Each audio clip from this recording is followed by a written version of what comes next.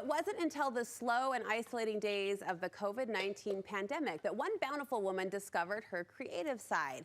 Until then, Chalese Buttars never really thought of herself actually as a crafty, creative type person. But now she sees the world differently, and she is exploring miniature art that is, well, it's cute as a button.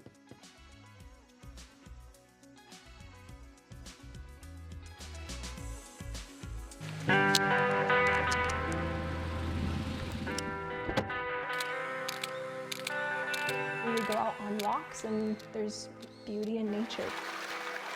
We'll go forage, and we are on the lookout for rare colors, blues, usually. If I find something that I think is kind of cool, a lot of times it's weeds or leaves, we'll take it, set it down flat, and then that's good. Close it up and wait a couple weeks. Chalese travels a lot, I am an audiologist, actually. I work for a hearing aid company. I'm a trainer. so all the time we have together, we enjoy our time even more. Decided to start making buttons with flowers and leaves and organic material. I've seen a lot of people make some beautiful things with flowers, but what I usually do is I try to cut them and actually make designs out of those flowers. I have a cool little sunflower leaf. I actually got this out of my yard probably last year. I'm cutting out the numbers on the Jazz jersey. These numbers and letters and the jersey itself is very small. They're very intricate. There's a number 1.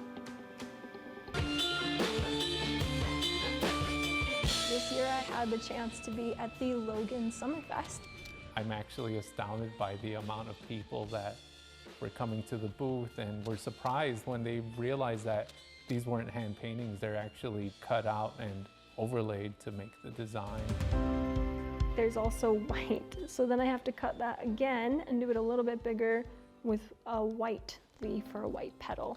And then you have to do the 2, you have to do the little ball with the jazz, and then the hardest part is going to be all of these tiny little lines for the colors around the collar.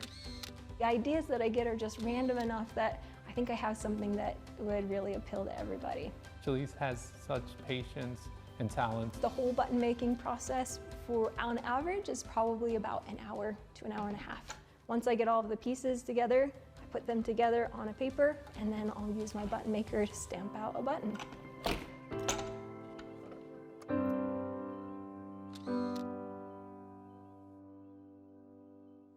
Isn't that amazing? First of all, as her husband commented, to recognize it's an overlay and not just some stamped image. And secondly, to see the unique items and objects she creates. The wrapped strawberry candy takes me right to my Grandma Joe's living room, and also the Campbell's soup can. That's amazing. Chalese, you talented gal, thanks for sharing your art and your eye. You can see Chalese next at the Avenue Street Fair in Salt Lake City on September 9th, and on Instagram, Buttars Buttons is where you'll find her. Very cool, very cool.